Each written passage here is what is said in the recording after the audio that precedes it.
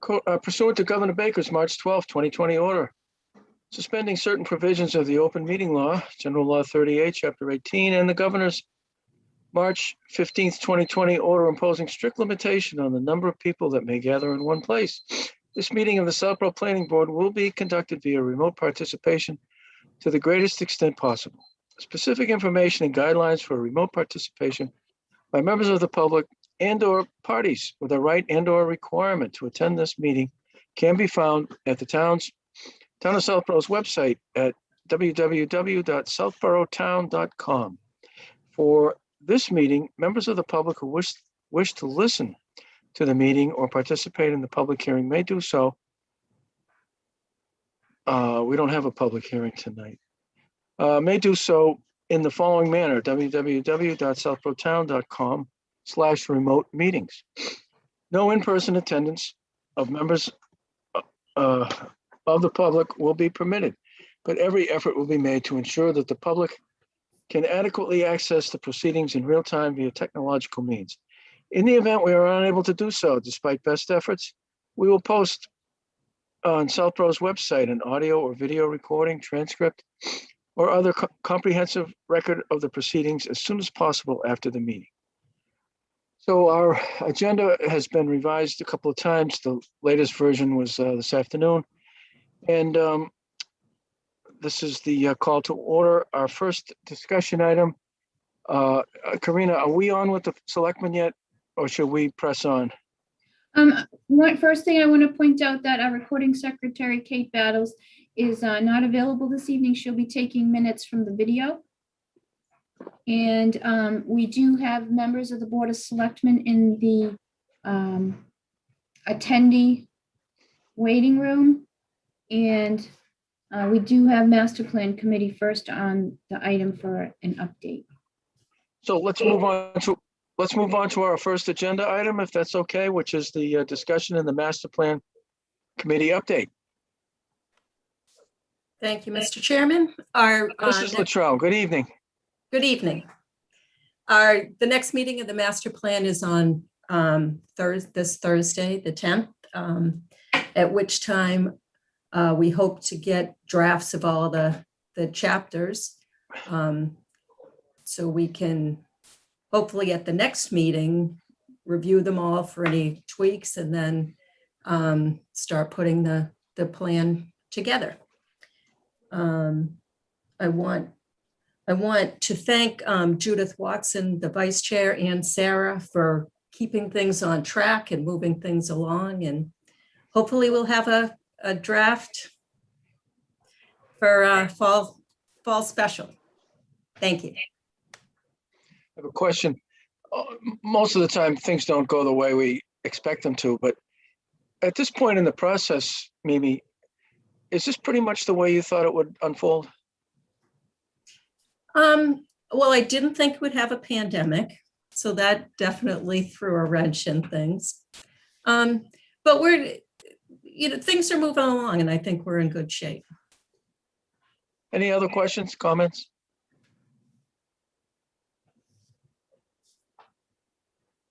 You know, you're doing a great job when nobody's commenting or questioning. Thank you. So I assume there's no comments on our goals or recommendations from the rest of the board. They must be perfect. Okay. I still have not reviewed them, Mimi, so I apologize. I will try, and I'll make that my best offer. If there's nothing else, we'll move on to the next agenda item, which is the discussion item, Downtown District Bylaw, joint meeting with the Board of Selectmen. So if they're ready, somehow, are you facilitating, Sarah? Yes, I am. So if you'd like me to elevate them to panelists, I can absolutely do that. If that's what they want, yeah, we're ready for them, or they're ready for us, I hope. I think they have to open their meeting too, once they're on the panel. Sure. So So do you recognize them, Sarah? Yeah. So moving over Adam Costa and Chelsea Malinowski is here. Andrew Dennington,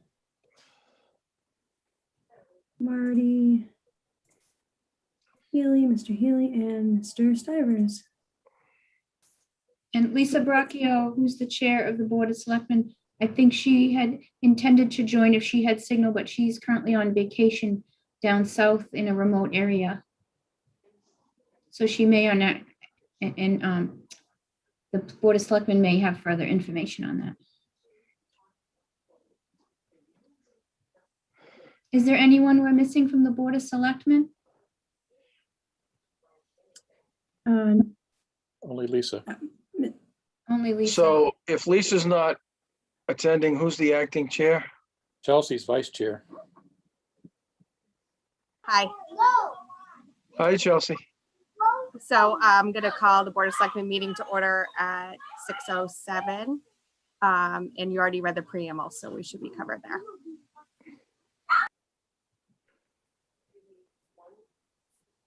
And I think this meeting is for planning board to kind of get their questions answered by Adam Costa. So Karina or Sarah, I don't know if you want to kind of facilitate those questions, but I think this is kind of your time to utilize Attorney Costa. Sure, thank you. So we'll defer to Chair Don Morris, Chair of the Planning Board. to So, continue. Okay. So first of all, I'll say hi to Sam and Marty, Chelsea, Andrew, and Adam. Is that the whole crew that's in this meeting right now? I'll point out that in the attendees room is Ashley Coffey, Claire Reynolds, Grant Farrington, Julie Connolly, Kevin Miller, Mark Purple, Marika Munsif, Sandra Colligan, I believe, who's waiting for a different discussion item, Timothy Litt, and Varujan Hagopian, who's also here for 3 Atwood Street. If there's anyone else that the Board of Selectmen feels should be elevated to panelist at this time. I think we're good from our end, Karina. Thank you. You're welcome. So I think the expectations is that the planning board has reviewed Attorney Costa's notes responding to each of the 10 items that were in the town planner's email back in April. Is that right? Except for the item that is regarding the 80% lot coverage threshold or criteria, that was still just a holding place to be determined later. That was question number 5, response number 5. Is it the Board of Selectmen and the planning board's desire to go over these one at a time or by exception? Or did you want to take us through them, Adam? So, Mr. Morris, members of the planning board and members of the Board of Selectmen, it's nice to join your meeting virtually tonight. I'm happy to do whatever it is the board prefers. I was asked to make myself available tonight in anticipation of the planning board potentially having some further questions. I attempted, to answer a couple of different rounds of questions that have arisen over the past maybe 5 to 6 weeks in writing, but in speaking with Lisa a couple of weeks ago when she coordinated tonight's joint meeting, she thought there may be some questions. As you can probably see from my faux background and the flickering, I'm actually in my vehicle about to start a 7 o'clock town meeting in another community, but making myself available for a short while here. So I'm happy to answer any further questions that board members have as best I can. As the board members, I think, know, this bylaw, of course, has gone through a number of iterations now.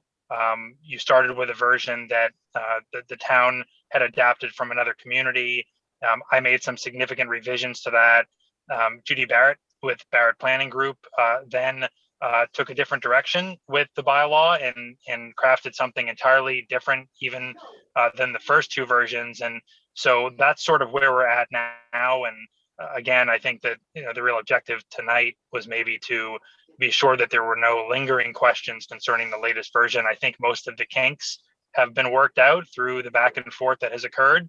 I can't speak so much to the planning aspects of the bylaw because that's where Judy Barrett's expertise came in. But certainly, if there are questions about the legal aspects of the bylaw, concerns about any particular provisions or conflicts or application, again, I'm happy to try and answer those questions as best I can. Very good, thank you.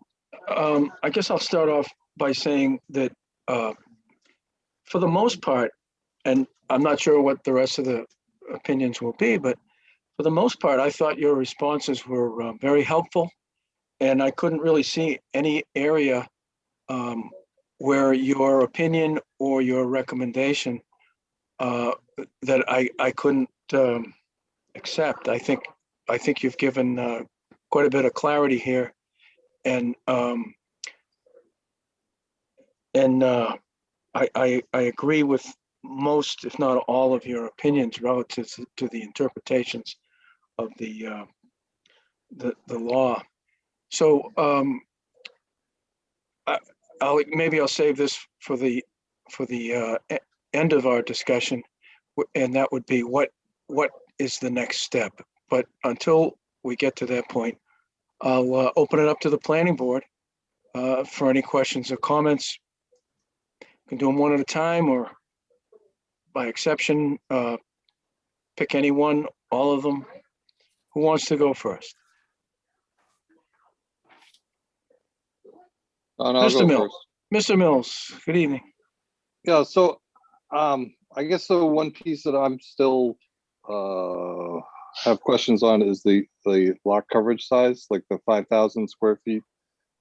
That can then, I think it's by right, or you can have a 13 unit multifamily on that size. Is that a recommendation? I'm curious where that recommendation came from, because it seems like, and I was going over the numbers with Karina, that if, behind some of the houses on Ladasquama, if all that land became available, they could, a developer could possibly squeeze in a tremendous number of homes in that area. And I'm curious about that.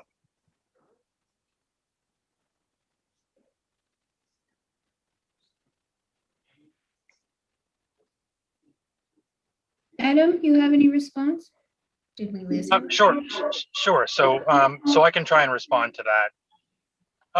With respect to square footages, with respect to unit density, I want to be very clear, at least from my perspective, and this is why I sort of prefaced my comments on trying to draw a bit of a line between my role in this process and Judy Barrett's role in the process. And I guess there's probably a third line to be drawn between even her role in the process and then the more discretionary decisions to be made by the town through the planning board and the select board and even through town staff. We're not determining what's right or what's wrong in terms of density for your downtown district. Different municipalities have addressed density in their downtown areas in different ways. And it goes to what your vision is for the downtown area.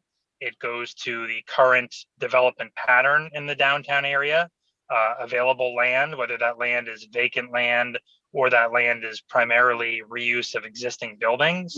And then it also goes to, and I think this is to Mr. Miller's point, it also goes to what potential or even what risks exist for the compilation of lots or portions of lots to create a larger size tract, and then comparing that to what you're allowing in terms of density, whether it be by right, by way of site plan approval, by way of special permit, in light of the sort of, I guess, depending upon your perspective, either the worst case or the best case scenario for greater density. So in terms of determining, what the appropriate number is, whether it's to trigger certain reviews, site plan or special permit, or it's to allow the certain number of units, a certain density, that's really a matter for the town's discretion. I think that in an earlier draft, I think it's been reviewed now by the planning board at least once, by the select board at least once, and it's been reviewed in a couple of sort of staff meetings or representative meetings with representatives of your boards, planning board and select board. We've gone through a few different iterations, a few different versions dealing with different densities. So, where you draw that line is sort of up to you. Judy had proposed something early on that I think got nixed, and we are where we are now in terms of the current version. So I guess that where the 5,000 came from and the 13 units that could be in, is that a standard, or is that just something someone put in there as a recommendation? I guess I'm curious on that, how that came to be, because it. So there's certainly, just to sort of to some extent reiterate, what I said a moment ago about discretion. There is no standard. It sort of depends upon what you envision your downtown district looking like, how you anticipate it functioning. Obviously a downtown district in a more urban community is going to have a density that's much greater than a downtown district in a very rural community, and suburban communities will be somewhere in between. So I don't know where the current number came from, because I wasn't involved in that. It happened somewhere early on in the draft, and then I presume it may have potentially changed through those various meetings that were had with between Ms. Barrett and town staff. So I don't know the origin of that number and whose determination it ultimately was, except that it wasn't mine. Thank you. Can I just ask one thing, Adam, just so we don't lose this train of thought? So does what's proposed here, where does that fall on the bell curve? If one end is urban and the other is very rural, where does this threshold fall? Are you able to explain that? Well, I can try and explain it, just if only from my experience. And, I've been very cautious, and I don't like having to feel as if I'm passing the buck here as your special counsel. But when you're drafting a zoning proposal that is not, if you want to rewrite a portion of your zoning bylaw that addresses the law of nonconformities, you hire either town council or special counsel. We sit down, we reflect upon case law over the past 30 years. We refer to the statute, and we craft a bylaw for you that addresses nonconformities.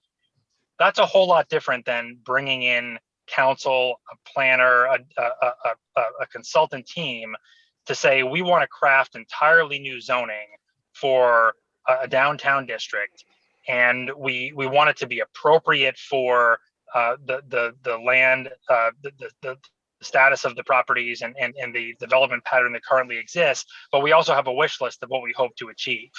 That's sort of what this task was. And when I first became involved, over a year ago as counsel, I said early on, I think that in addition to needing the assistance of legal counsel, you, the town, need the assistance of somebody with planning experience. I'm not a municipal planner.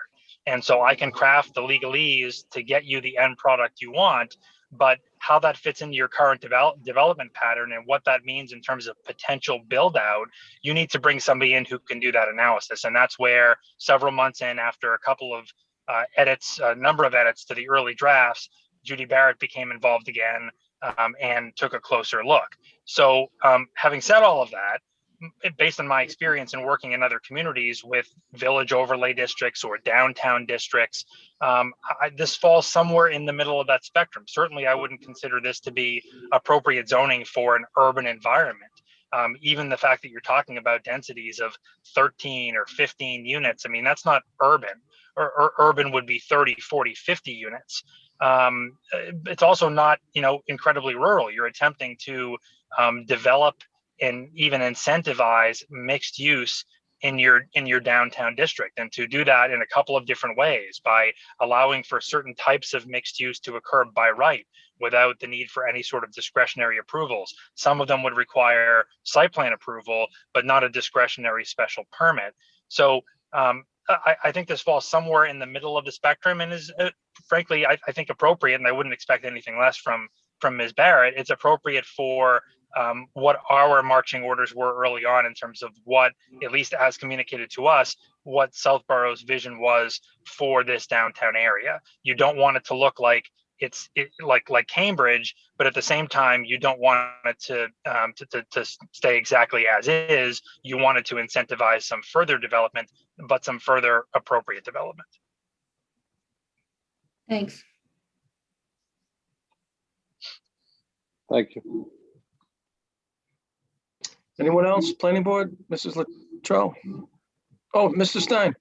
Sorry. Hey, Adam, regarding the zoning map, if the boundary lines are cutting through lots, do you consider that to be a proper and legal zoning map? I do, and in fact, I'm looking back here through the couple of different emails that had these questions, because one of them had a question specifically about split lots. So there's nothing in zoning law, as some of you may probably already know, zoning law in Massachusetts is largely a creature of municipal governance. You have Chapter 48 of the State Zoning Act, and that functions as a framework. But that's really all it is. It's a framework, and some areas are more extensive than others. I had referred a bit earlier to nonconformities, and Section 6 of the Zoning Act is quite extensive in addressing a topic like nonconformities. But when we get to zoning maps and special permits, and in fact, site plan review is not even referenced in the Zoning Act. All of that is a creature of municipal governance. So there's nothing in the Zoning Act that dictates how you go about crafting a zoning map. There's a reference to that authority and the requirement that if you're going to adopt districts, you do so in the form of a meets and bounds description or a map. But there's nothing that says that the map's boundary lines must be sort of coterminous with the boundaries of existing properties. And in fact, it would be almost impossible to ensure that that were the case, in perpetuity, or for that matter, even a week or a month or a year after you adopt a zoning map, because parcels get divided through A&Rs, through subdivisions, parcels get combined. And as a consequence of that, there's always the potential that the zoning boundaries are going to split or divide, often unevenly, parcels as they exist on the ground, as they exist in the assessor's records and whatnot. So there's nothing that prohibits that. And in fact, your zoning bylaw acknowledges that, in a sense that it addresses split lots and it addresses how the zoning applies to those split lots. And that's why I said I was looking for the answer to that question, because I had specifically referred to split lots. So there's nothing that concerns me about that. You just need to be mindful of how the zoning applies to those split lot circumstances in light of the new zoning that's being adopted. Again, those split lots exist today. They are split today by your existing business village district. You're simply replacing the downtown portion of your business village district with this new downtown district. And the proposal was essentially to maintain the same boundaries that exist today. So the lots that are split today will continue to be split into the future. So not to belabor this, but what do you consider to be the threshold to be part of a district? If it's only cutting through a small corner of the lot, is that lot therefore entirely part of the district or not in the district? It's not. So the way that, as a matter of zoning law, when lots are split, if the zoning bylaw does not address that circumstance specifically, then the portion of the lot that is in District A is in District A, and the portion of the lot that's in District B is in District B. The approach that many municipalities have taken is that they have addressed those split lots specifically and have stated that the less restrictive provisions extend entirely into the more restrictive district to the extent that a lot is split, or extend a certain distance. My recollection, I'm trying to pull up my email here because it's been a few weeks since I've looked at this, but my recollection is that there's a 30-foot extension in your bylaw in terms of how deep it extends into the more restrictive districts. So the portion that would be, presuming in most of these instances that the downtown district portion would be the less restricted portion, meaning that you have greater opportunities in that district, that would be extended an additional 30 feet into the adjacent residentially zoned portion of those individual lots.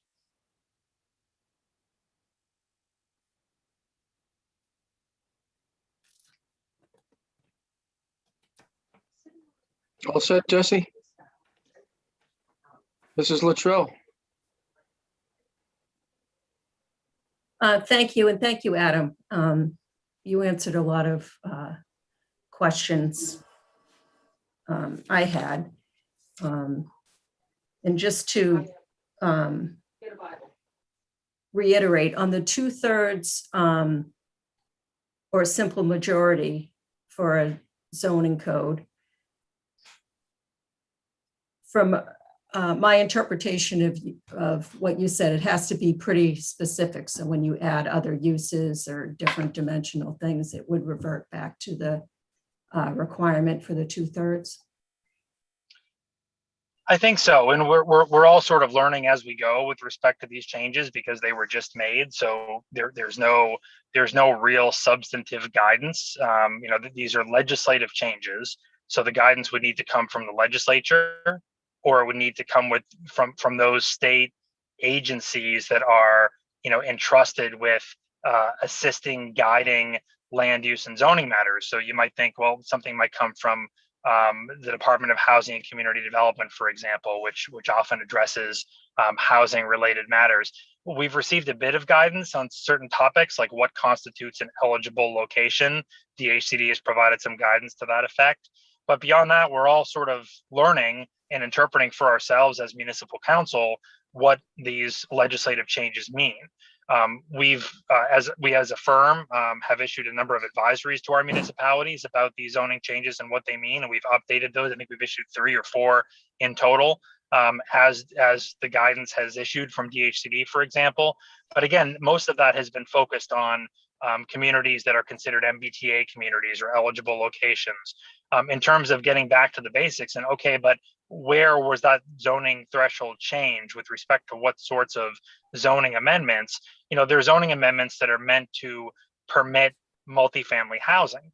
So certainly components of this rezoning that you're proposing in Southborough, components of it qualify under that reduced threshold, that simple majority versus the traditional 2/3 threshold for a town meeting vote.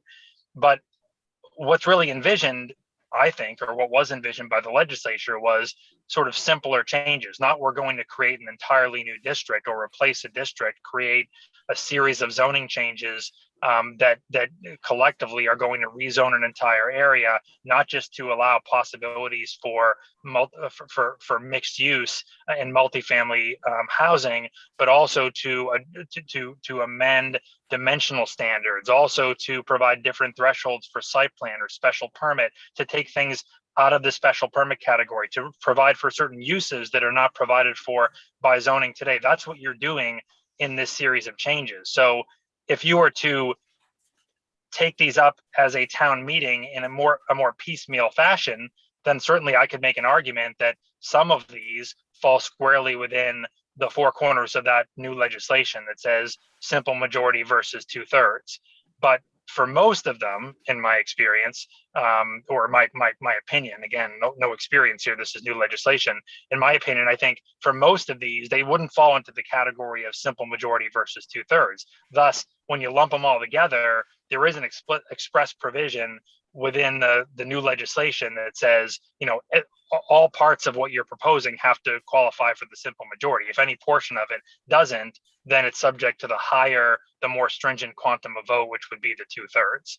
So my opinion is it still requires a 2/3 as it's currently drafted as a single warrant article comprised of these, dozen or so changes. If you decided as a group, Board of Selectmen, Planning Board, in proposing this at a future town meeting, that you wanted to break these revisions into a number of different warrant articles, which presents its own challenges in terms of what happens if some pass and some don't, but you may be able to avail yourself of that lower threshold, lower voting threshold with regard to at least, you know, a couple of those articles, again, that addressed specifically the mixed use or multifamily, the reduced parking. Those would qualify under the legislation. Thank you. And I have one more. I still find a conflict with the definition of mixed use and then the mixed use portion of the code. The definition of mixed use is a combination of permitted non-residential uses in one or more dwelling units. Yet 1748.212.2 says under permitted uses, mixed use provided each use in development is a permitted use under this section.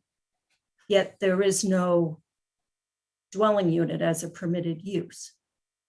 And then taking that one step further, the special permit would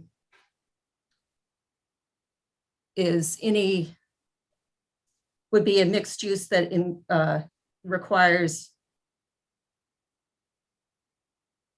a mixed use that includes a use that requires a special permit under this section, which would be multifamily housing, which we define in our code as a dwelling containing 2 or more units. So a mixed use that has 2 dwelling units would automatically be a special permit. I'm not sure that I entirely followed you. That certainly isn't the intent. And if the language is unclear, and maybe you and I can have a further conversation subsequent to tonight's meeting, so I can better understand what you're saying. Maybe we can be looking at the document together. And if there is some clarification that's required, we can add it. I mean, I don't think that was Judy's intent in crafting this, that that would trigger a special permit. The objective, of course, was to eliminate the lower thresholds for special permits to incentivize developments through a more guaranteed, let's call it, permitting process, something that triggers site plan review, but not necessarily a special permit. Okay, yeah, I'd appreciate that. Thank you. Sure.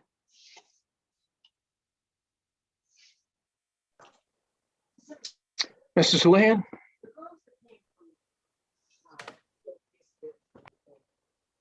Apologies, I had to provide dinner instructions. So I just had the same concern as Mimi on that point number 10, the mixed use by right. I still read it the way Mimi does. So if you do have a follow-up, Mimi and Adam, I'd be happy to be a part of that. And then any other questions are really specific to the Board of Selectmen. And I think, Adam, you did a great job in covering all of our questions. And I felt like you adequately met my needs from understanding and clarifying those questions we provided you. So thank you. Sure. Is that it, Marnie? So going back over the, as I said at the beginning, what's the next step? And some of these comments that you provided, Adam, give options as to how to move forward. So, for example, I think you cleared up number 1 relative to the 2/3 and the simple majority.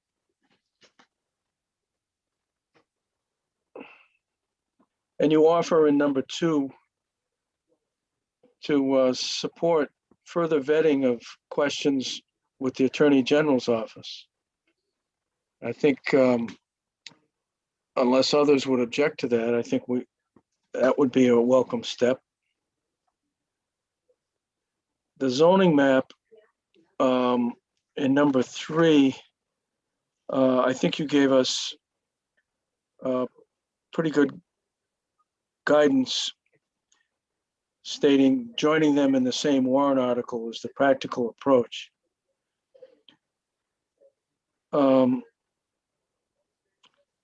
However, we've seen through this process that some of the neighbors are having a problem with the zoning map and the boundaries. And I know you referred to I think it was 1986 Business Village District zoning map. And again, I was on the planning board at that time and don't recall any discussion of the boundaries. And then thanks to the research by Sarah and Karina, it was seen that those boundaries were created in 1955, the birth of zoning. And that's why in 1986, I guess, there was no need to or no desire to change those boundaries. But now in 2021, we're hearing from the neighbors saying that they have a problem with that. And I think from my experience at town meeting, if the neighbors have reasonable objections or reasons to make improvements, that the town meeting will support that, support their neighbors. So I think we said this before, that unless we get almost complete or complete buy-in from the neighbors of the district, that the downtown district isn't going to, get two-thirds vote. So your guidance here talks about joining them, but I think there's a lot of work to be done with the neighbors to leave whatever boundaries are acceptable and revise those that are not. And if we move on to number 4, we talk about the 12 units, multifamily dwellings. And you offer the solution, if so desired, could be a simple adjustment to the downtown district bylaw. And you refer to a section. So there's work to be done on that. Number 5, I guess Lisa wanted to skip over that one. Number 6, we have that difference between the 2,000 and the 3,000 square feet. I think the planning board, or at least my memory is that the planning board wanted to keep the 2,000 to try to keep this simple. And then once the downtown district was created, we could take a hard look at the 3,000. But by keeping the 2,000, it's an easier comparison and makes the revision much simpler. And then number 7, you offer these 2 definitions for establishment can be merged or made consistent. Number 8, again, we're back to the 3,000 square feet per establishment. And you also indicated that those thresholds can be by right or by special permit.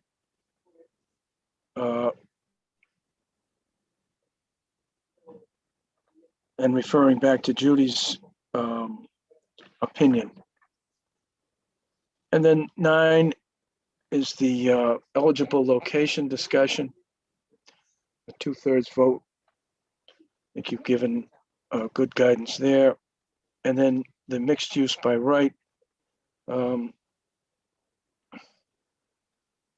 probably needs some work also, or leave it the way it is and see what happens. So going back to what I said earlier, who is going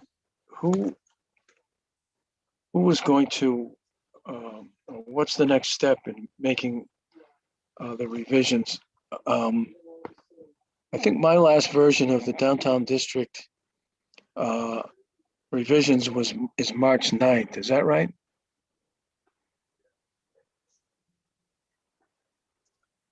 I believe that is correct. So I guess we've been going down this path where I think the planning board has engaged with the Board of Selectmen and the EDC, try to help out, especially comments relative to interpretation and our ability to assure compliance and understand the language. So again, after this 40 minutes of discussion, I'll either turn it back to the Board of Selectmen with the general question. What's the next step and who's going to do it? Chelsea? Yep, so I think the purpose of this meeting was to get the planning board's questions hopefully answered if there was any uncertainty in what Attorney Costa had responded to. And then we have a meeting next Tuesday that we'll be discussing next steps for this. And Marty, I don't know if you have any other updates other than what I just gave. I guess a couple. Number one, Don, I guess to answer your question, where do we go from here? I mean, I think where we go from here is where we at least attempted to start out, which is, I mean, the reason we had a couple of meetings in the fall was to determine where the common ground was. I think, I think Adam Costa has framed it, extremely well. There are legal questions, and he very ably addressed those. There are planning questions and how the parts fit together and why you might do something, and why if you move this piece, it's going to impact that piece. And Judy Barrett has been available and contributed a lot to that. I mean, at the end of the day, the Board of Selectmen and the Planning Board primarily, which again, going back to, I think our meetings were in October, November, the hope, and I think it remains the hope, is what do we agree on? And I suspect there are going to be some things that either we don't agree on, or, I mean, you mentioned neighbors. From the little bit I've heard from I think Lisa's been one of the people taking the lead. There may have been others as well. Most, if not all, of the people with the split lots are not necessarily interested in having their split lots tampered with. And so, I mean, that's a factor. That's an additional bit of information that's going to be factored in. So that's a large mouthful, but hopefully the legal issues, and it sounds like Mimi and Marnie may want to have a loop back with Adam about some questions on the mixed use thing. But that's a legal matter, and that's a drafting issue. It sounds like, am I right about that, Adam? That if there remains some sort of ambiguity or inconsistency, that's a drafting issue that presumably somebody who's comfortable with drafting zoning bylaws can address. Is that a fair statement? Yes.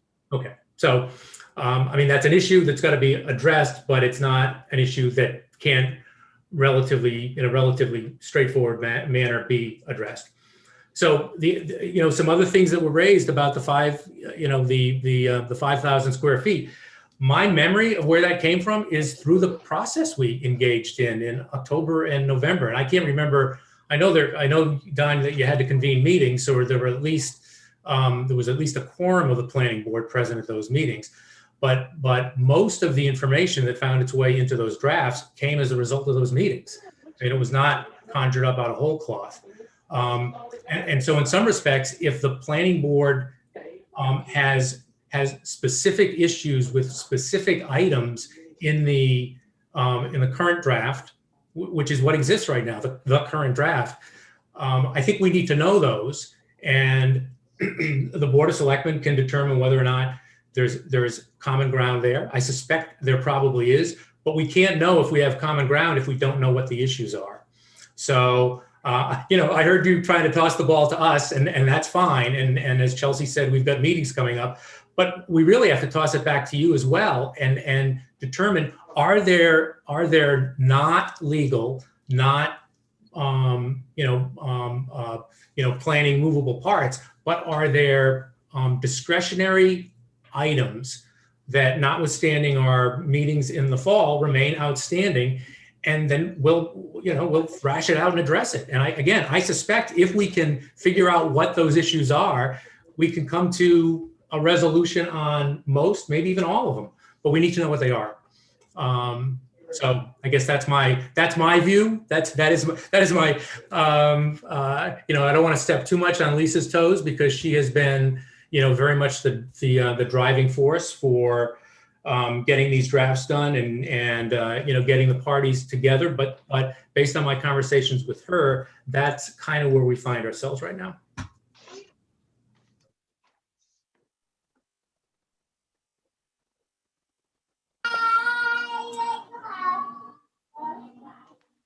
Don, could I make one remark? Sure. I think from early on, one of the things that is a little not difficult, but the question was like, if we could have some examples of how this applies.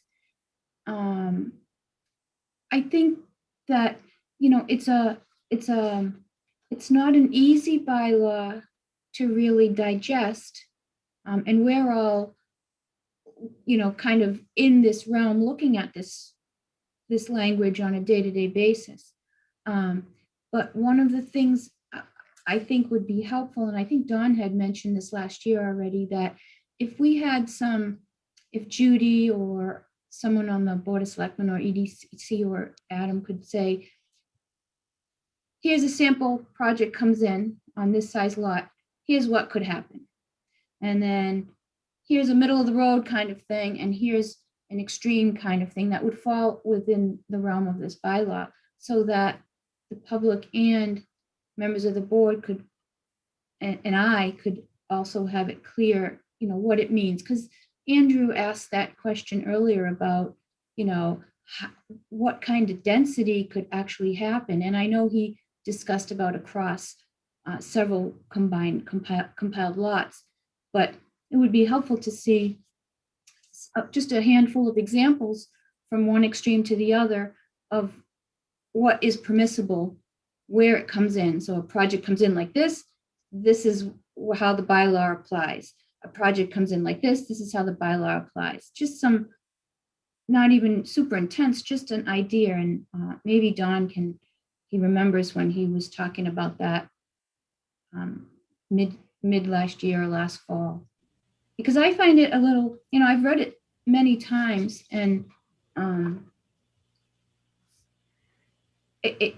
it's kind of tough to follow a little bit. You know what I mean? It's not very, I'm not saying it's bad. I'm not saying it's wrong. I'm just saying if someone comes in and reads this, it's a little bit difficult to follow where your project comes in, unless you're explicitly attuned to, this is what you want to do, and this is the way I can get in here and do it. The average person who maybe wants to apply something in the downtown district may not know they can, because it seems a little bit overwhelming. That's all. I don't want to do I'm going to run on sentences, but it would be nice to have some examples. Chelsea, can I comment? Go ahead, Mimi. Chelsea? Mimi, okay. Mr. Healy asked about some things that we aren't in agreement with. And the non-starter for me is the 80% lot coverage.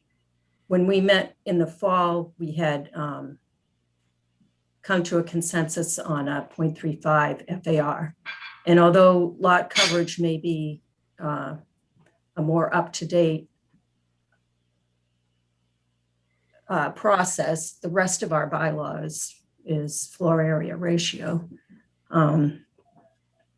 So first of all, the 80% is a non-starter, and I think would be confusing to have the whole bylaw be floor area ratio and this one little section be lot coverage.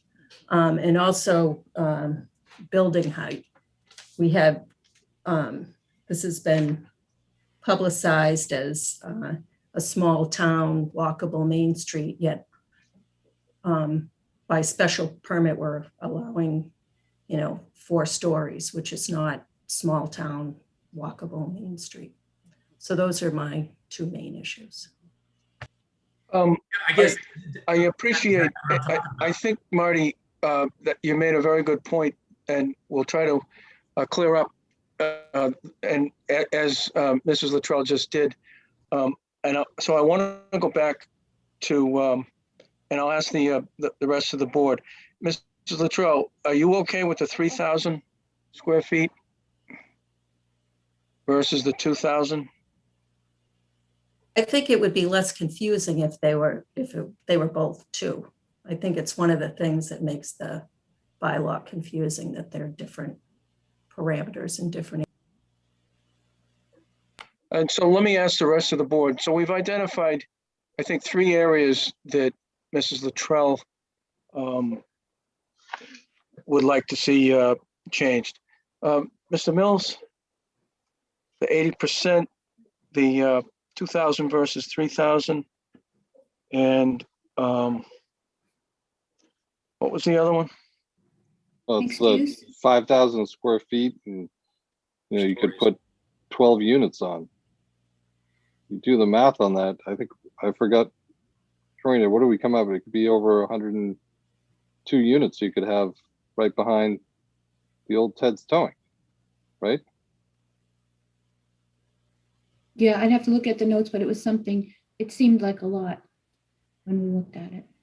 So, I mean, that density, I mean, the way we had it before, you had to prove that you actually could build, the units before you got the closer density. And this just, you got 5,000 square feet, you can put up 13 units. I don't see that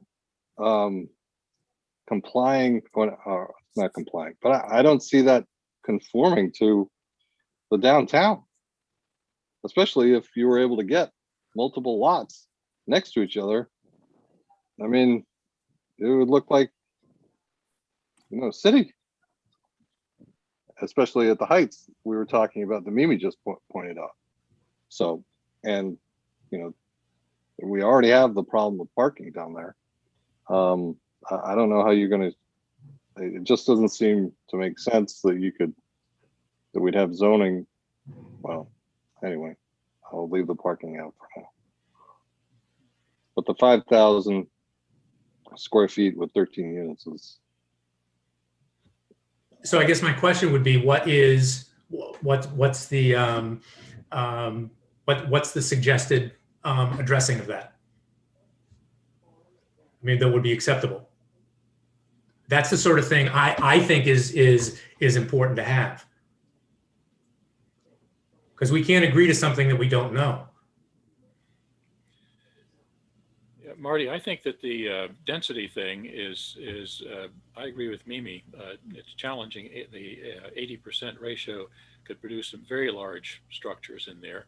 And I'd go back to the FAR concept.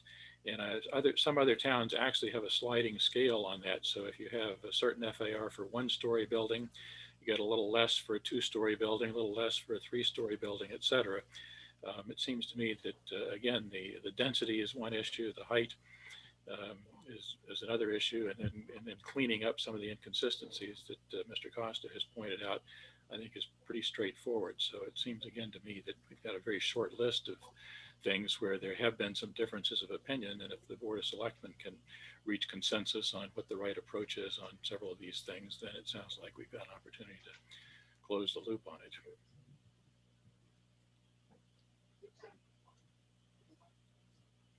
Sam, I don't disagree with that, but I guess I would want to know before we engaged in whether or not we agree on consensus, whether that's acceptable to Mr. Mills, for instance. Is that approach acceptable? If it's not, it doesn't make a whole lot of sense for us to reach agreement on it. That's the, again, I understand what is not acceptable. I'm trying to find out what would be acceptable.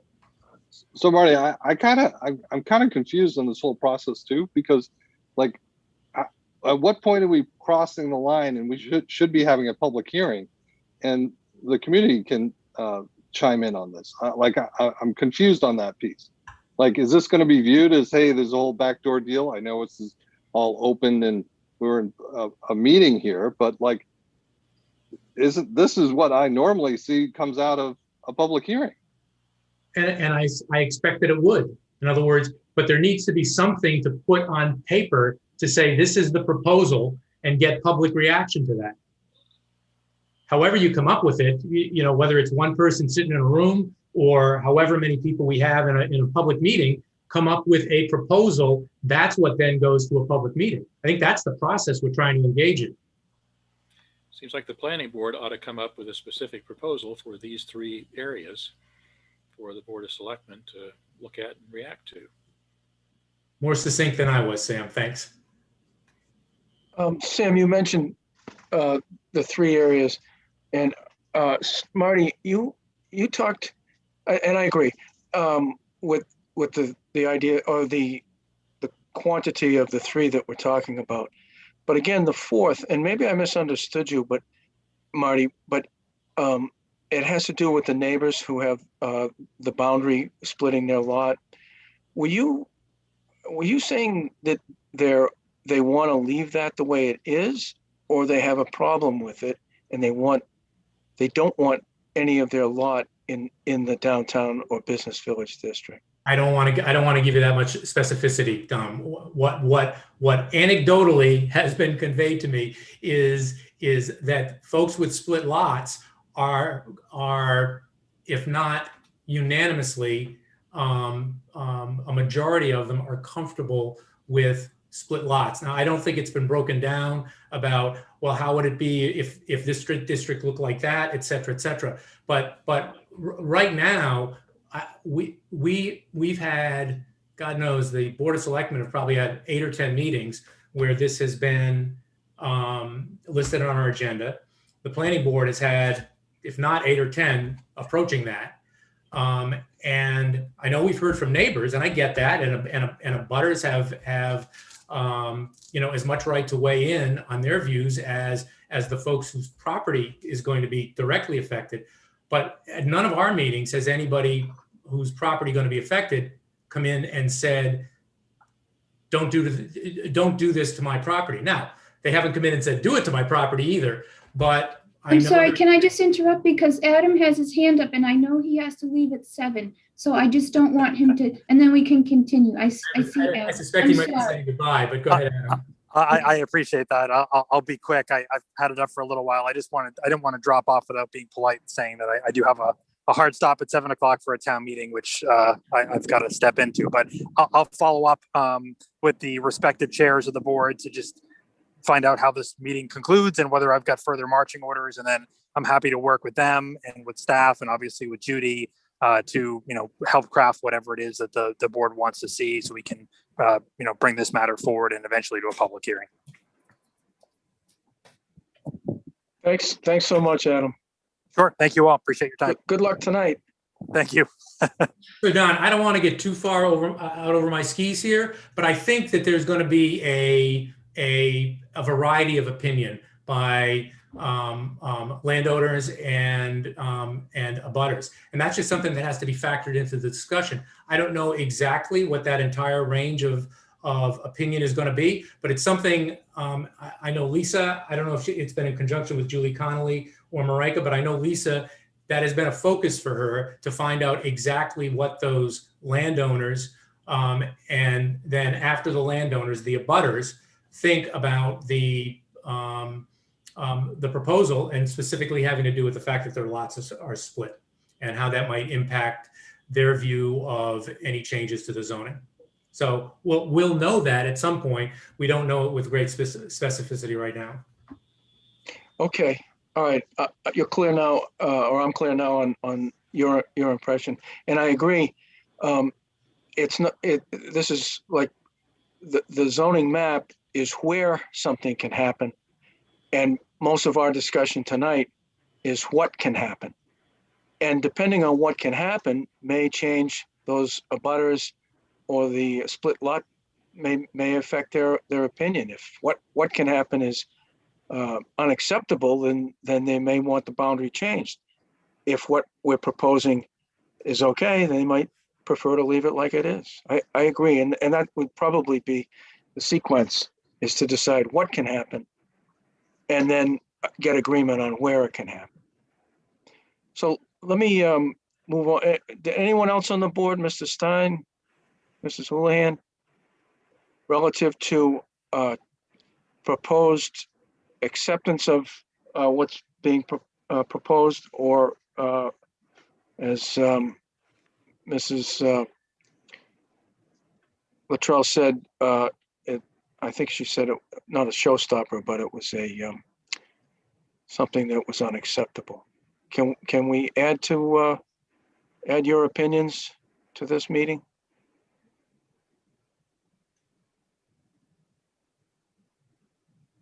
Don? Yeah, go ahead, Marty. Yeah, so I think from the perspective of, we did provide our opinion. So I think we provided the opinion of 2,000 square feet. I think there's a difference of opinion between us and perhaps the EDC. So I think we would all, or at least I would agree with the 2,000. So I participated in many of the meetings. I agree to the 0.35 floor area ratio. So I think there are things that we have suggested that are no longer in the draft. And so there are previous versions that do have those proposals in them. And then the only thing that I would comment on is that I believe that there, and I'd have to get the specifics, but in just talking to Mrs. Faniff from history in this town, that people with split lots have learned the hard way that their property could be utilized in ways that they didn't anticipate, or new owners came in and did things with the land. So I still believe, as an elected planning board, that we have to listen to the people that are attending the meetings, and that the zoning has to be appropriate for the lots, for the use of the downtown, because it's a different downtown bylaw that's being proposed. And so I do think that zoning should be adjusted appropriately. My only comments. Thank you. Yeah, and I agree Jessica. with Marnie about the lots. My big thing was the affordable housing piece, which was adjusted to my satisfaction anyway. So I like the affordable housing the way it is. Just don't change it anymore. Other than that, that was it for me.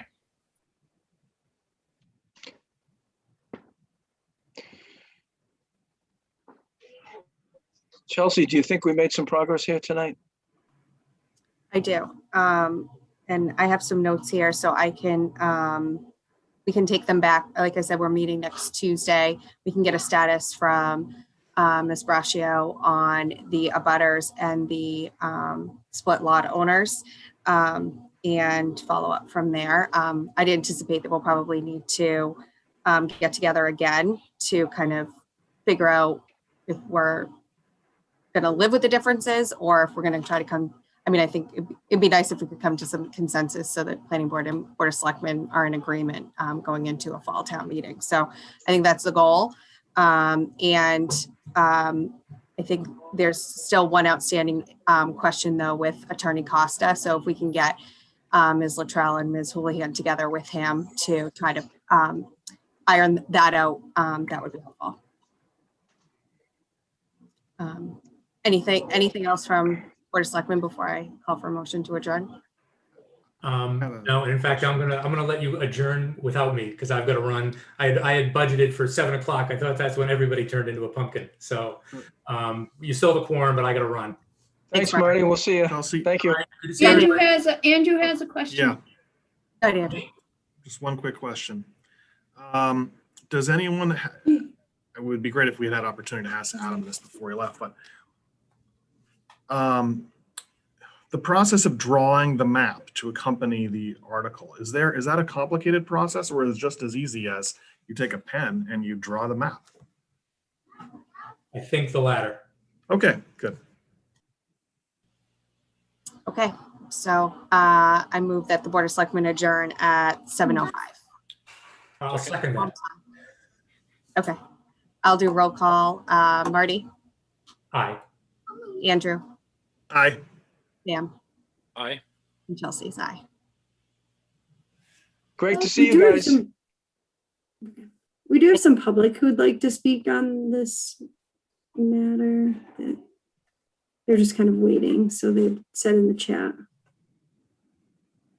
So if there's anybody who would like to speak, please raise your hand. Thank you. Mr. Miller? Hi, thank you for recognizing me. I just want to offer, as somebody who's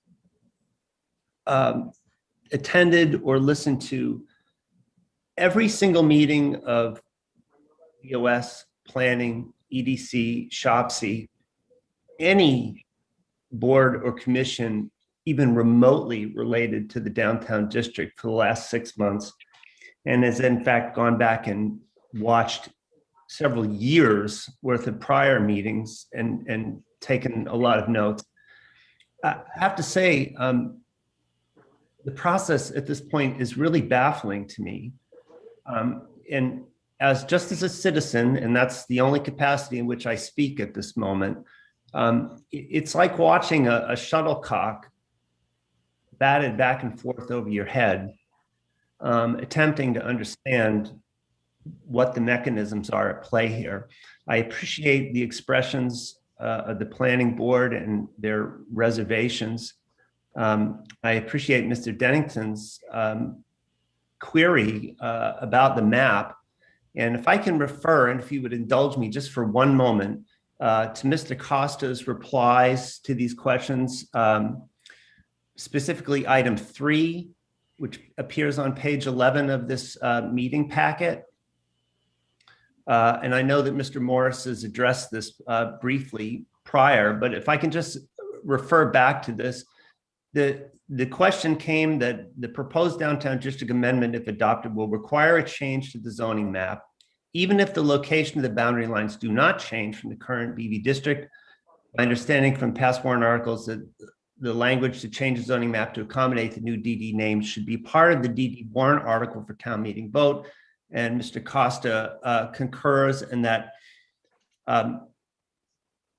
But where a map amendment is adopted pursuant to the same procedure as an amendment to the zoning text, where a map amendment is of no use without the accompanying rezoning language, where the adoption of one without the other would be problematic, joining them in the same warrant article is practical and typical approach. To try to sort of get that down to plain English, the way I understand this is, and Mr. Dennington has just done some work to clarify the point, the only thing that's stopping anybody from making this map more reflect what the downtown actually is, meaning along Main Street, Boston Road, Newton Street, the only thing that's preventing this from happening is the will to do so. And what I've been trying to get to is what are the factions and the motivations here not to draw a map that actually reflects the desire for economic activity along Main Street, where that's possible, at the corner of Newton and Main, and possibly in a very limited part of Park Street, about 250 feet. And why we keep talking about a map that extends a quarter of a mile to the south, and that opens up a Pandora's box, and members of planning have been very articulate in indicating what those potentialities are. I just don't understand why there can't be a commitment. This is the thing that as a citizen, it just baffles me.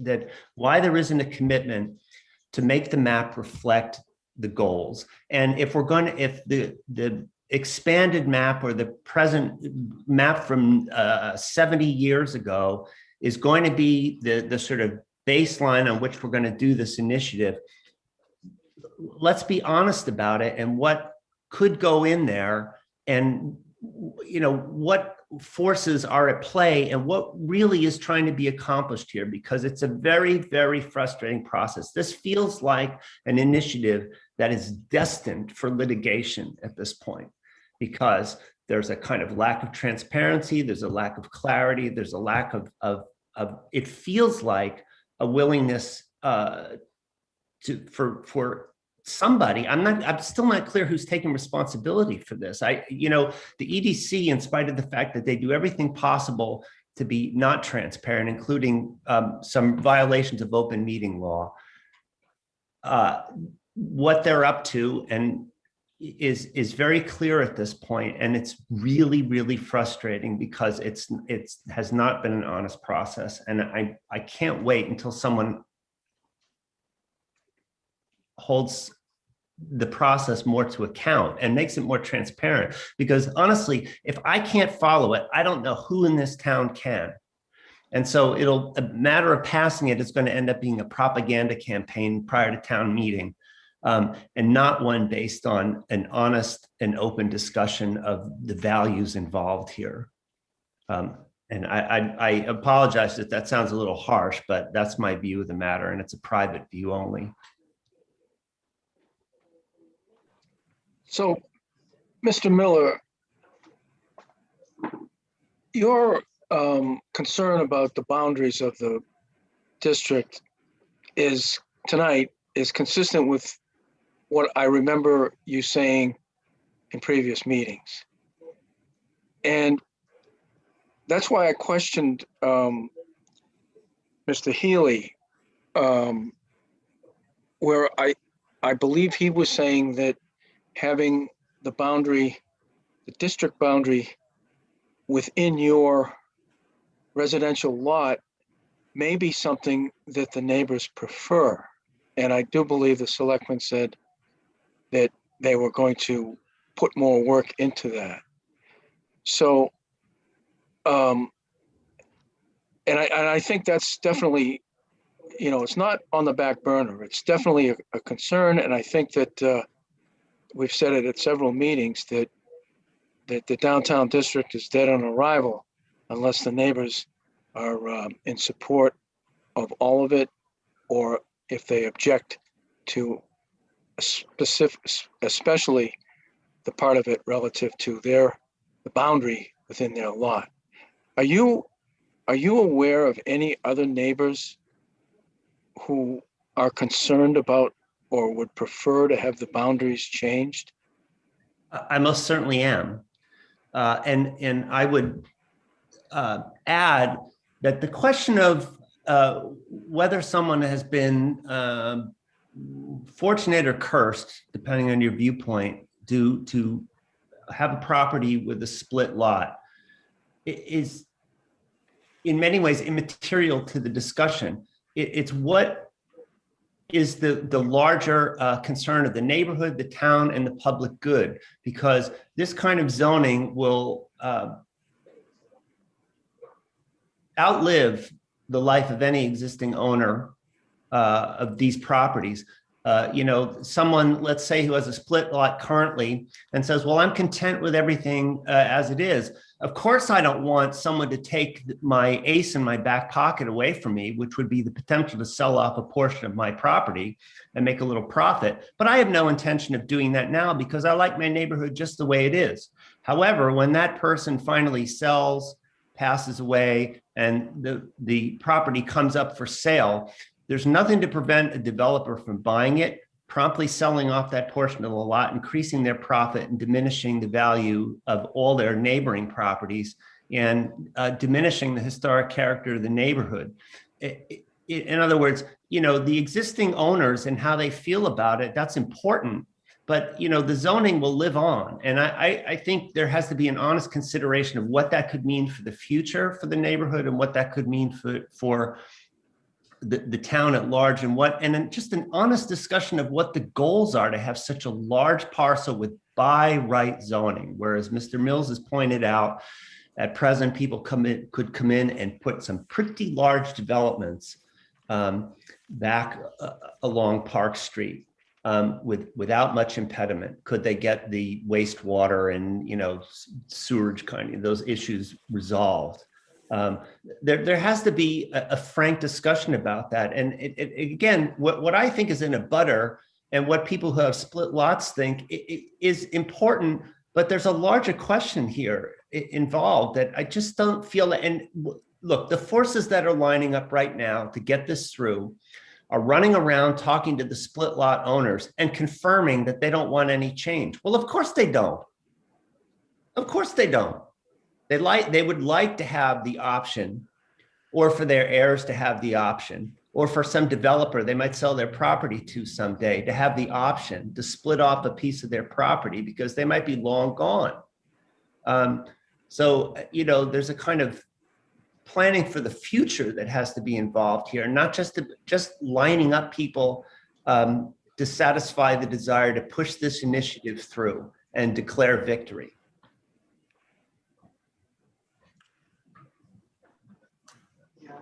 Thank you. Any other questions or comments? If not, then the planning board will move on to its next agenda item. And we'll say goodnight to selectmen are welcome to stay. You've already adjourned, so we'll move on to the next agenda item, which is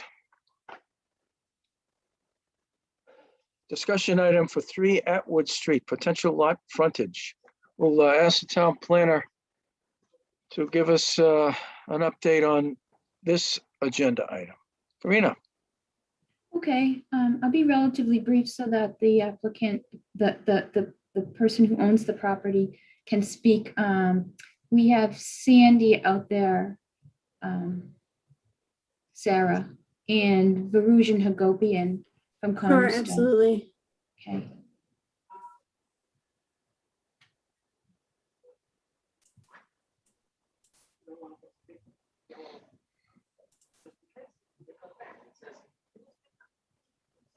All righty. And we still need Sandy? She's on her way There over. she is. Okay. So this is regarding 3 Atwood Street. The property owner, Sandra Colligan, is looking to submit an A&R application formally upcoming to split her lot. And there's some question about the private way adjacent to her property that leads from Atwood to the Mary Finn School. So I will let, if it's all right with you, Don, let Sandy or Varujan speak to that. Let's have Sarah put the map on the screen so we can see what the And property. Sandy, can Sandy unmute herself? Or is that your control? There she is. I've asked her to unmute. Hi. Can we also let Ashley in? Sure. Thank you. I just saw her note in the chat.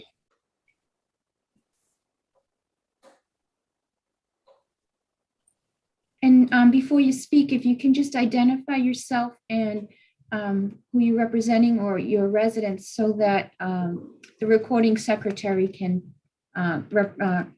transcribe it into the meeting minutes. Hi, my name is Ashley Coffey. I'm representing Sandy Colligan with respect to her application for an A&R plan. And just to be clear, the application isn't formally submitted yet. It's in transition, just so the planning board understands. We needed to have some discussion first to make sure everything's on the right track. Ashley, how are you representing? Are I you an work for- engineer? No, I'm her attorney. Okay, thank you. And Mr. Hagopian, you're the engineer? I am. Good evening, welcome. Evening, thank you. So who's going to speak? Yeah, I guess I'll start. Okay. Kind of give a rundown of the plan. So she owns property at 3 Atwood Street, and she's proposing a lot in the rear with frontage on the 20-foot private way that is purportedly part of the school to the back. We have not been able to find a deed into the town. We only have a plan from the 50s that calls the parcel to be taken for town purposes, but there's no deed that we've been able to recover from the assessors or online. That being said, the 2 lots to the south were conveyed or created after creation of the way under subdivision control, and they both access and get their frontage from the private way. So Sandy's proposing the same thing. The lot meets frontage on the way. She has adequate area.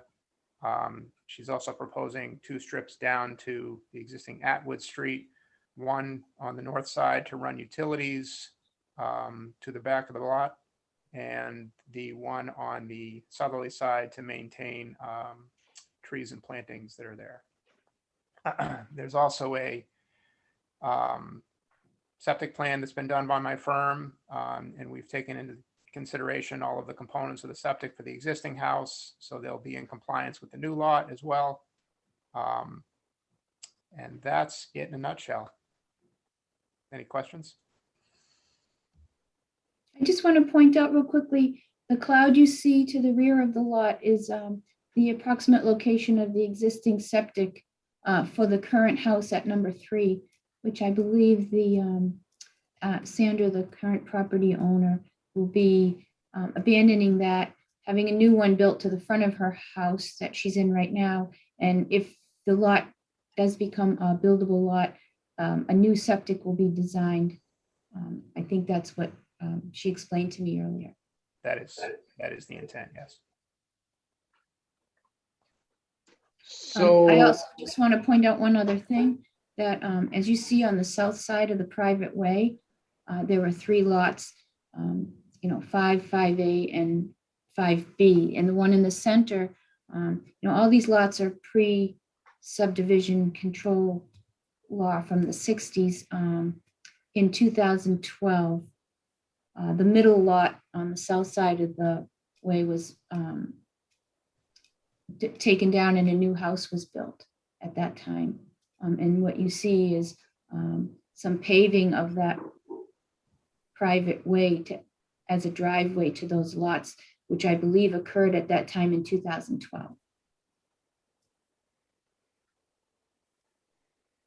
Thanks.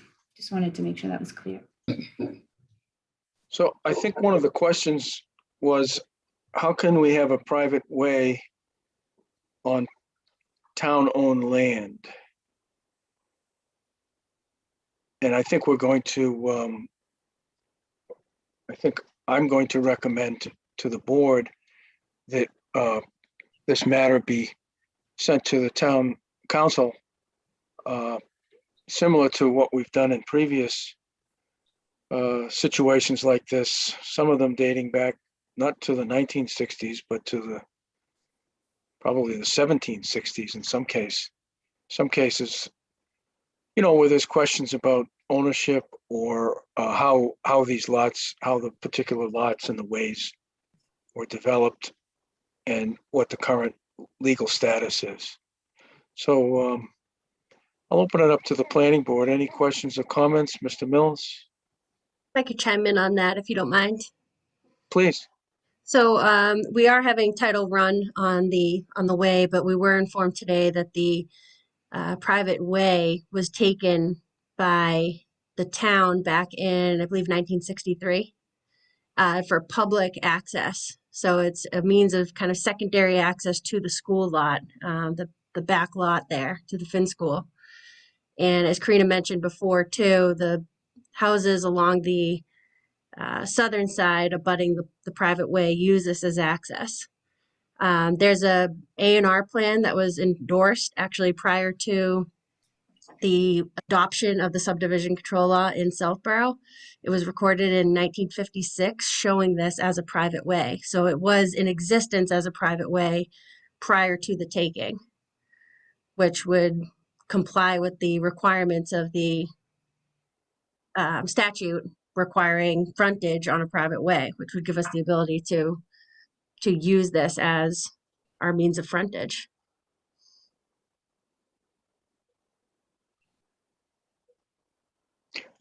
Okay, I'll open it up to the planning board members. Mr. Mills? Yeah, so Don, I'm in alignment with your suggestion just to get town council to confirm that, we're following the regulation appropriately. Not that I'm looking to hold this up or anything, but I just want to make sure we're doing it right. Thank you. Thank you, Mr. Stein. So just so I'm clear, the proponent is contending that they meet the frontage requirement on the private way, not on Atwood Street, right? Correct. Correct. Okay. So I'm 100% agree that we would be getting a legal opinion from town council as to whether or not, first of all, if this is indeed a private way or is it a town way or public way? And also if whatever it is, does it meet the frontage requirement? So if it's a public way, or if it still exists as a private way, we still meet the criteria under the statute. So in order, obviously, as you know, in order to get A&R approval, the lot needs to either abut a public way, which is maintained by the town, or it has to abut a private way shown on a plan in accordance with subdivision control law, or be in existence prior to the adoption of subdivision control law in the town, which we have arguably two of those requirements.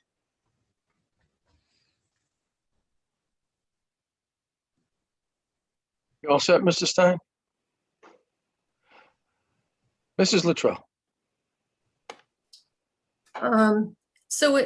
In regards to the 1956 A&R plan that granted the division of those lots to the south of the what was then a private way, did lot 3 ever have legal access to that private way? Because it appears that that private way was owned by those lots to the south and not by lot 3. And vital access is also a requirement of the statute.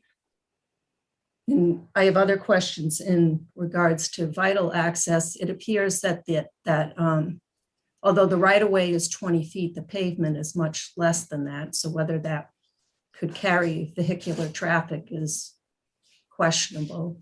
And also the right-of-way isn't paved the whole way. It's just paved as a driveway. So there's a question of whether there's vital access from the frontage of the proposed A&R lot.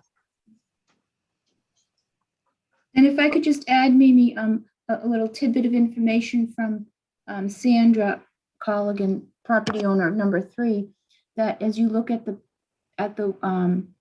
property that runs from Atwood to the Finn School, which is school property or town property at this point, you'll see a break in the stone wall just to the west of the house of existing at number 3. And I believe it's her intent to reuse those access.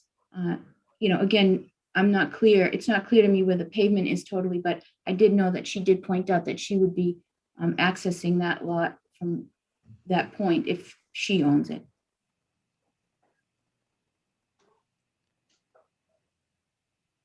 And the road is currently used by the public as a secondary means of access to access the school and the field back there. So it would sustain vehicular traffic, and it's the only means of access for those two back lots, I believe 5A and 5B. In fact, their curb cuts are further back than where ours would be. So it wouldn't be overburdening in any means. It would just be the same as what everybody else in the public and these other lot owners are doing. Mrs. Luttrell? Are you saying that that is paved all the way through to Finn? Because on GIS, it doesn't show that. I agree. I believe it just goes to that final curb cut to that last lot. So vehicles aren't driving between Atwood and Finn on that public way? No, but they do. I don't believe so, but they have the right to. So there isn't, it's not passable as it is all the way to Finn. Physical access on the ground, no. What we show on the plan is the limits of pavement. Thank you. Yep. We all set, Mimi?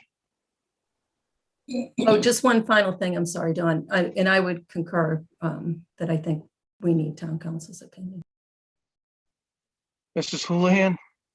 Yeah, no, I was just reading that 2000 memo again from town council saying that it was kind of an easement for public travel. So I would agree that I think we would need town council opine on if parcel 3 actually it's an appropriate public way for that for frontage to be applied to. Okay, and that's parcel 4 for the record, Marnie. Oh, sorry, parcel 4. Okay, Thanks. just making sure. Can we request that? I mean, I understand the need to ask town council for his or her interpretation on the whether it's public or deemed private or an easement, but that sounds like it speaks more to whether it's eligible for endorsement. But we'd like to at least try to get this accepted as filed and have that be part of your review process for whether it's eligible for endorsement. Have we received an application, a proper application, Karina? The application was originally submitted with several items that needed to be revised. For the most part, those now have been revised. A new check was written, made out to the town of Southborough. It was actually made out to Cornerstone originally. So if the board finds it appropriate, we could file this tomorrow if the engineer provides us with a Mylar and 2 hard copies full size, and a PDF of that information, then we could file it with town clerk. So as of this minute, we don't have the necessary materials to pass on to the town clerk and start the clock ticking. Right, we had a PDF and I suggested that this PDF be sent so that we could discuss it for this evening, and that most likely we could file it tomorrow once I have, a hard copy of the updated plan in hand. I didn't want them to print a whole bunch of prints again, and then if something else came up and waste the money for the property owner.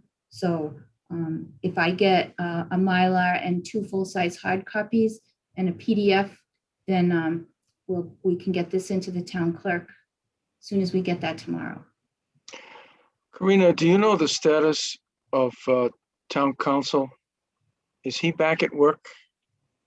I'm not 100% sure, but I know that he's scheduled to be at the Board of Selectmen's meeting tomorrow evening. But I can check with him in the morning, and I can get a legal opinion request drafted up very quickly and into him in order to have this back on the agenda for the next meeting on June 21st, because he requires a minimum of 7 days to review. Yeah, it's kind of a different situation. Town council had a medical thing done, and he was out of work for a while. Not sure if he's fully back. And if he's not, then we either have no counsel, or we have to go through the selectmen to find an appropriate lawyer to do this review. So it's very peculiar and very, very rare. But I believe that the planning board should only submit this to the town clerk with the knowledge that we do have a fully participating lawyer to deal with this. It's not, I don't think it's fair to the process if we start the clock ticking and have knowledge that nothing's going to happen either for a couple of days or indefinitely relative to our request for a legal opinion. So I just want to have that factored in as a consideration. But so I guess unless there's any other information that anybody wants to add, then is it the consensus? Does the board want to make a vote to send this off to town council and to submit it to the town clerk as soon as we have a completed application and have knowledge that we have an attorney to submit this to. Does the planning board want to make that into a motion, or do we just want to have a consensus on that? Can I add something? This is Sandra Colligan, the landowner. Hi. Hi. So the only reason that there's not what I would consider a proper plan in there right now is because we were working with Karina to make sure that all the pieces that you wanted on the plan were intact. So, you know, if we had given you exactly what we have, you would have a proper application tonight.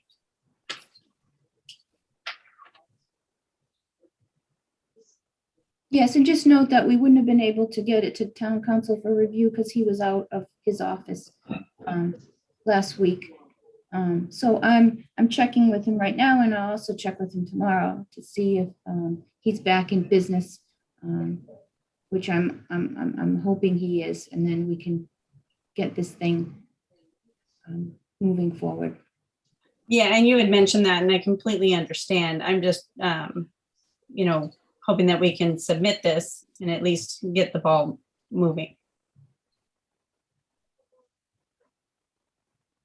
Mrs. Houlihan.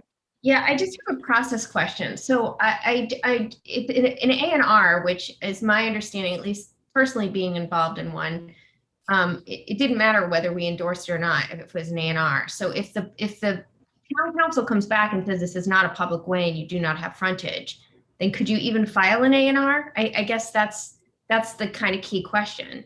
So if they file an A&R and then if legal comes back and says, no, it's not a public way, what happens? I can chime in.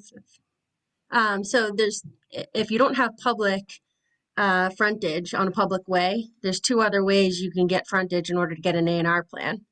And that's by one, having frontage on a private way that was in existence prior to the adoption of subdivision control law in Southborough, which we do have that from the 1956 plan. Subdivision control was adopted in 1960 in Southborough.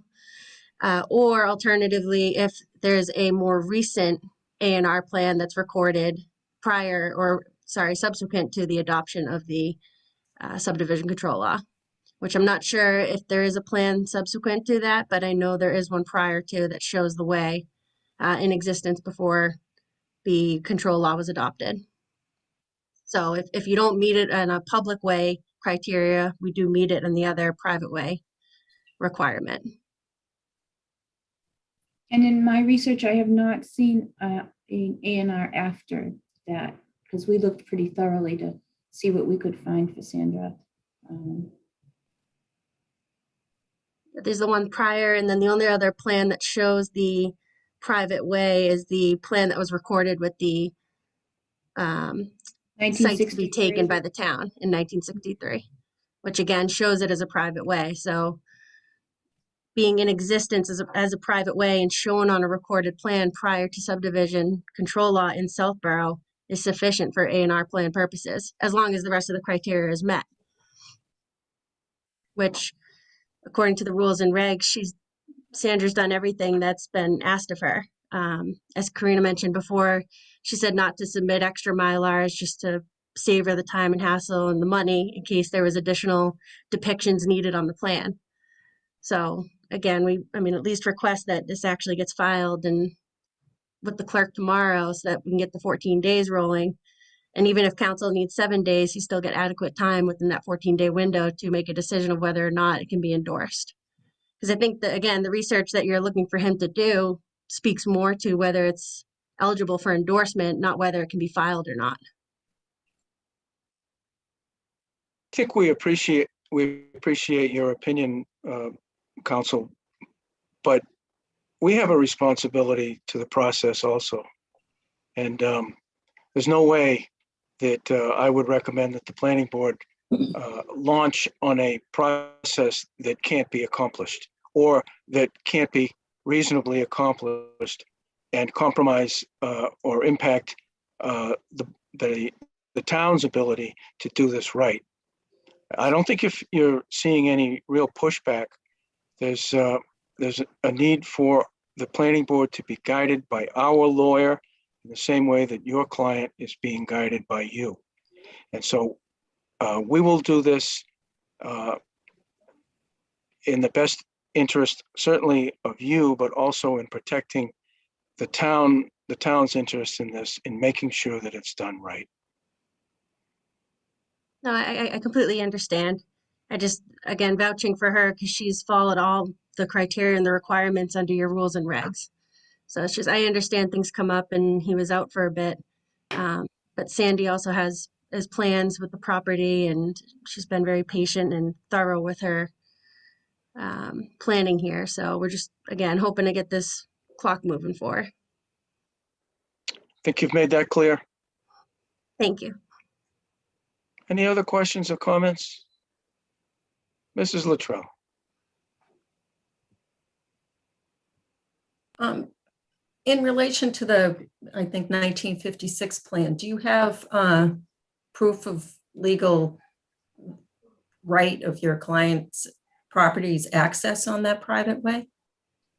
Because you need vital access. Just because it's there, and if they didn't have the right to pass and repass, it's not considered vital access. So yeah, we're still waiting on title to come in. I don't know if her deed references anything because it obviously abuts a public way. So it wouldn't necessarily have the need for that, but abutting a private way does by statute give them a right to at least the halfway point of the street.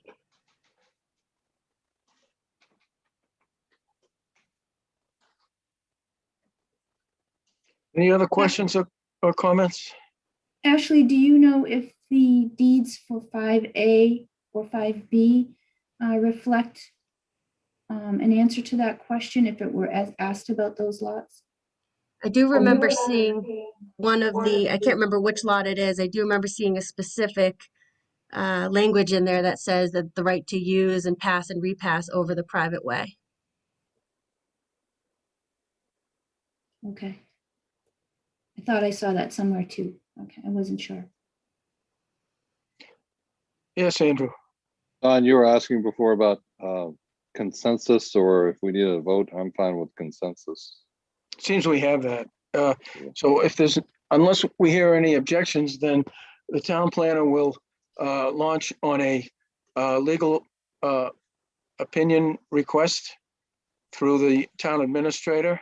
She will also look into the town council's availability or ability to get working on this. And when we feel that we have the right materials and we have the ability for town council to guide us within the time frame, then it will be submitted to the town clerk and start the clock ticking. And just to be clear, we don't have to wait for his legal opinion, do we, to file with the town clerk? We just have to make sure he's accepting legal opinion requests, that he's available to do that. Not only to accept them, but if he's been out for some time, there's probably a backlog. So we need to get information from town council on his ability to act on a legal opinion request. And again, he'd have to look at it first because this is not necessarily that simple. There are many other parts that go back decades, but knowing our good town council, I would suspect that if he's able to work on it, he will, and get back to us in a very timely manner. Yeah. Sorry to interrupt. Can I just, I'm trying to keep this straight because I have other things going on that I need to know. If the town council is available to work on it, and if he has time and doesn't have a backlog, And I'm sure Karina will touch base with him. If all those pieces are in good order, then she can go ahead and submit it. I'm a little unclear. I think she would get feedback from town council saying there's no way I can get you this information within the timeframe after it's filed for the town with the town clerk. If he says that, then we would have to hold off on submitting it to the town clerk. No, If I he understood says- that. Sorry, So that's what we need to hear from the town. but if he from says he town has council. time, she can submit it. I think that's what we're talking about. Yeah. Okay. Yep. Yeah, because your goal ultimately is to get the planning board to endorse this. And they just Yes, need all. I'm the sorry, I was pieces. just trying to get I was trying to follow. Yeah, me too. I asked this, yeah, I was asking the same. If I may, one more. And I'm sorry, with all due respect, and I know I'm reiterating this, if he can't do it, what kind of time frame are we looking at? Because again, this is just somewhat unfair to Sandra, where she's, again, met all the requirements of your rules and regulations, and I understand the need for town council to review, but that's, with all due respect, not in the requirements in order for a plan to be filed and accepted for filing. That, again, I think and I don't mean to beat this, but it speaks more to whether it's eligible for endorsement and can be part of the 14-day review period. I just fear that if he's not accepting work or you can't find somebody else to do it, this could go on for another 2 to 4 weeks before it's even accepted for filing. We won't know the answer to that. And we don't have the authority to hire an additional counsel. We have to go through the selectmen for that. Karina will dig into this and keep you updated. Keep us all updated. I will, we've been working diligently with Sandra and Verusian, so our goal is to help her too, as well as, just make sure the town is protected. So we'll be on it right away. Thank you, Karina. You're welcome. Thank you all, and we'll all wait to hear back from the town planner. If there's nothing else, we'll move on to our next agenda item. Thank you, Sandra. Thank you, Ashley. You're welcome to stay on. Thank you. Have a good night. Next item on the agenda is other business properly before the board, the planners report, project updates, evaluations, and the public meetings.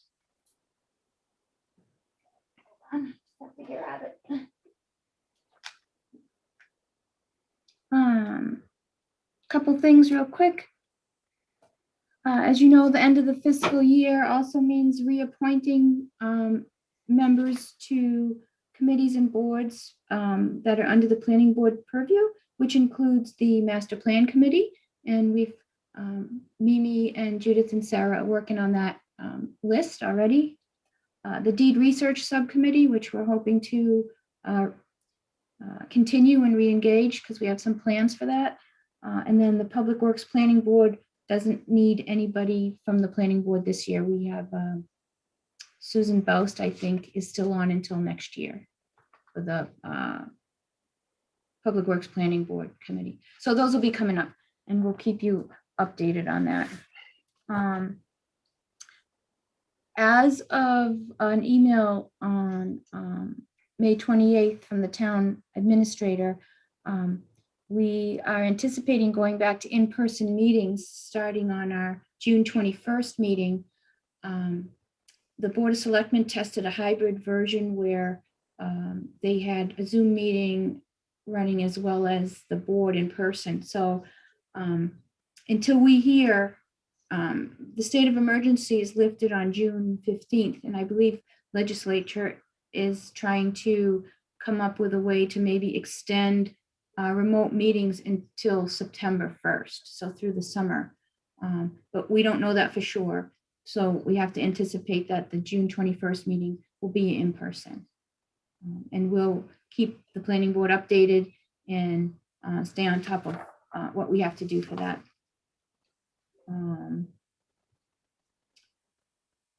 And if you want to look into it yourself, it's bill number 2452 to extend remote meetings with the state. All right. Here.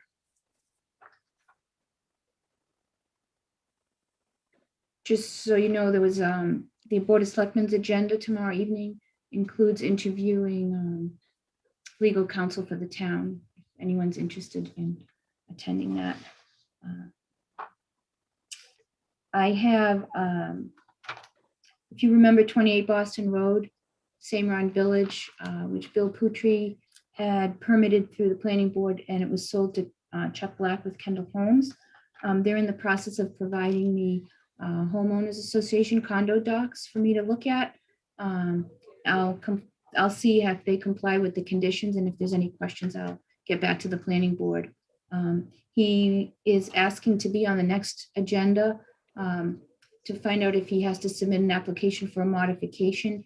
He wants to make some landscaping and lighting changes on the plan. So once he submits a sketch on what he plans to do, I'll know further how to guide him and then follow up with the planning board. But we'll put him on the agenda because he wants to talk about what he wants to do ahead of time to see how much he has to do to respond. The accelerator, the Mass DOT bridges, they went through their trial lane shifts on the Mass Pike. I guess they did well and ended early, and their program you can see online, they're going to start working on those bridges over the summer and replace them over 8 weekends. So that's the whole idea of an accelerated bridge replacement. Let's see here. The Board of Selectmen is sponsoring a volunteer appreciation for boards and committee members on Thursday, June 17th from 7 to 8:30 a.m. at the Senior Center. So if board members want to come down, there's a breakfast buffet there, kind of a little appreciation and a little bit of networking at the same time. Karina, I saw Yeah. that email. Maybe I missed it, but it had the date, but I don't think it had the time. Oh, on the very bottom, 7 to 8:30 a.m. I missed it. Thank you. in the morning. Yep, early in the morning. Okay. Just wanna make sure I'm not missing anything.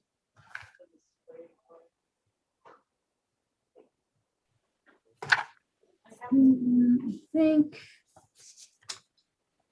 Valuations, Oh, yes, I'm sorry. Evaluations, I had forwarded copies of what we were going to submit to the planning board members, and they've been submitted to the personnel board through Vanessa Hale. So we're waiting to see how that turns out. This year it was 2.8% increases, and they usually handle those in consent agendas. So I'll be able to update you hopefully at the next board meeting, if not the following one, to let you know if those were accepted or not.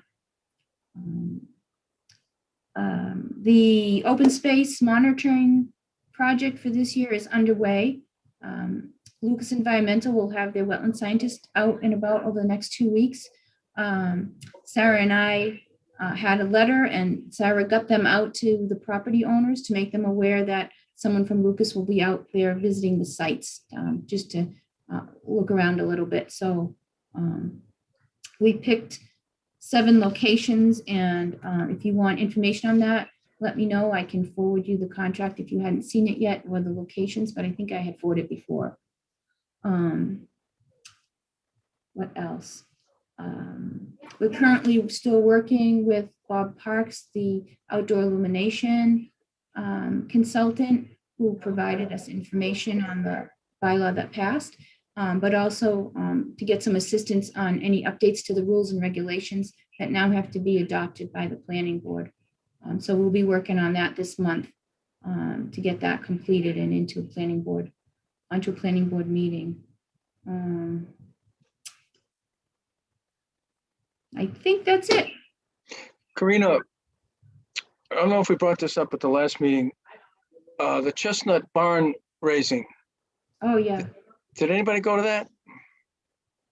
Sarah, why don't you tell them? You're on I go mute. by there and I see the skeleton of the barn is up. Go ahead.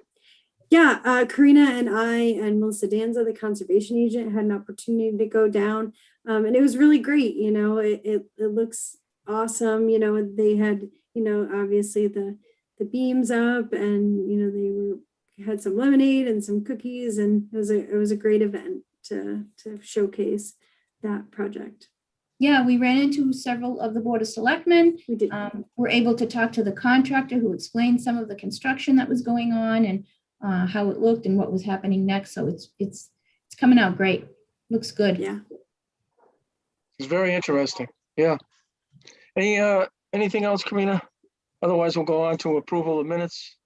No. Uh-oh, Don, Andrew. just one question. I know in the comments that were when we were talking earlier with the selectmen, and the question and answer, I was wondering if Karina, if those could get captured and maybe forwarded over for the minutes. There's one that sounds like they're complimenting us as a planning board. I think, you know, as Marty said, that, you know, he hasn't heard opposition or approval for things. You know, there was a comment there that was approving what we were doing. I think it would be helpful to have in the minutes the next time around.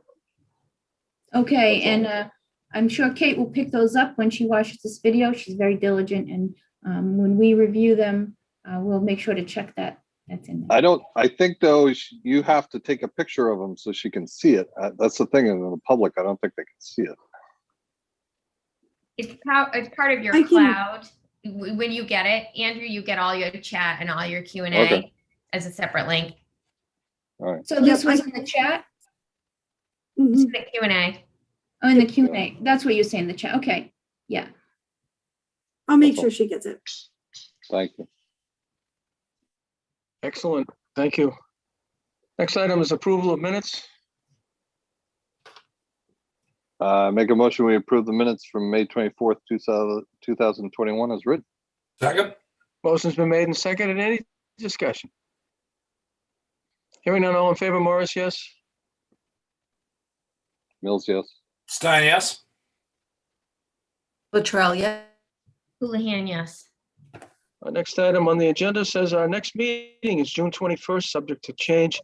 And we know the town planner will tell us whether we have to appear on Zoom or can find our way to the McAuliffe hearing room, having been away for over a year. Anything else from the public? Questions, comments? We currently have 5 attendees, right, Sarah? We do, and I don't see any hands raised at the moment. So we started at 6, it's 7:58. I think Kate will be happy with that. Anything else? Motion to Mr. adjourn. Mills. Second. Motion's been made and seconded. Any discussion? Hearing none, all in favor, Morris, yes? Mills, yes. Stein, yes. Latrell, yeah. Houlihan, yes. Thank you all and see you Thank later. you. Good Call night. us Thank if you. you have any questions. Have a good See one. you on the first day of summer.